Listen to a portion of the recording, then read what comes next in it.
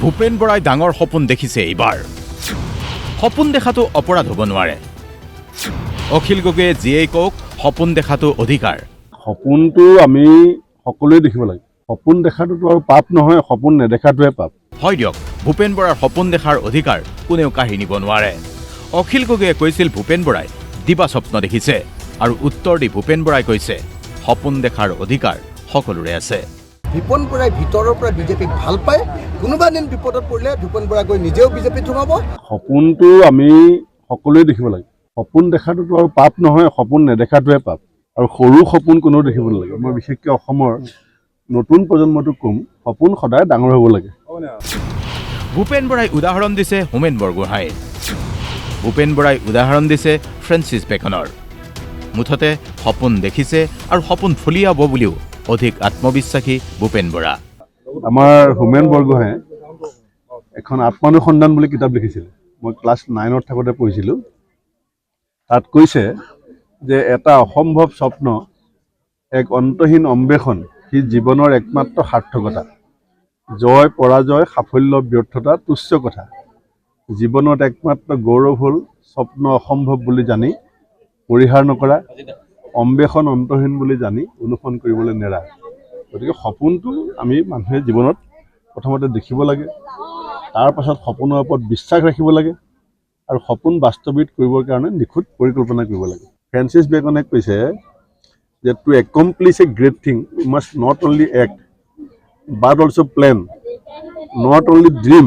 বাট also' believe যাৰ সপোনৰ ওপৰত বিশ্বাস আছে আৰু সপোন বাস্তৱিত কৰিব পৰা পৰিকল্পনা আছে সেই সপোন দেখিব লাগে পিছে সপোনটোনো কি ভূপেন বৰাৰ সপোন জাতি মাতি মানুহৰ সেৱা কৰা ক্ষমতালৈ অহাৰ সপোন দেখিছে ভূপেন বৰাই আৰু ইয়াৰ মাজতে কটাক্ষ কৰিবলৈ পাহৰা নাই তুলিৰাম ৰংহাং অথবা অখিল গগৈক ভূপেন বৰাই কৈছে 200 কোটি টকীয়া ঘৰ বনোৱা সপোন দেখা নাই কাজিৰঙাত ৰিজৰ্ট খোলাৰ সপোন দেখা নাই মইতো আৰু তুলিৰাম ৰংহাঙৰ নিচিনা ঘৰ বনাম বুলিতো সপোন দেখা নাই 200 কোটি টকা দি বা কাজিৰঙাত আমাৰ ৰিচৰ্ট বনাই পেলাই পীযুষ হাজৰিকাক খানা খুৱাম বুলিতো সপোন দেখা নাই অসমীয়া জাতিক নিজৰ দেশ মাতৃক উৎসৰ্গিত মনোভাৱেৰে সেৱা কৰাৰ এটা সপোন সৰু পাছ সুযোগ পালে কৰিম সুযোগ নাপালে যেনেকৈ কৰি আছোঁ তেনেকৈ কৰিম পাকে প্ৰকাৰান্তৰে ভূপেন বৰাৰ টাৰ্গেট হৈছে অখিল গগৈ এতিয়া প্ৰশ্নটো হ'ল অখিল গগৈয়ে কৈছে ভূপেন বৰা মুখ্যমন্ত্ৰীৰ শত্ৰু নহয় এতিয়া দিনে ৰাতিয়ে ভূপেন দাই হিমন্ত বিশ্ব শৰ্মাক দেখিবলৈ এৰি দিলে এতিয়া ভূপেন বৰাৰ কাৰণে হিমন্ত বিশ্ব শৰ্মা শত্ৰু নহয় ভূপেন বৰাৰ কাৰণে এতিয়া ৰাইজৰ দল ভূপেন বৰাৰ কাৰণে এতিয়া অখিল গগৈ শত্ৰু কাৰণ ভূপেন বৰাই ভিতৰৰ পৰা বিজেপিক ভাল পায় কোনোবা দিন বিপদত পৰিলে ভূপেন বৰা গৈ নিজেও বিজেপিত সোমাব গতিকে তেওঁ এতিয়া চান্সটো পাই আমাৰ ৰাইজৰ দলক গালি পাৰিবলৈ আৰু ভূপেন বৰাই কৈছে অখিলৰ এটাই দোষ সংগ দোষ মই অখিল গগৈৰ বিৰুদ্ধে এটাহে অভিযোগ আনিছোঁ যে খং দুখত পৰিছে মানুহটো খং দুখটো যদি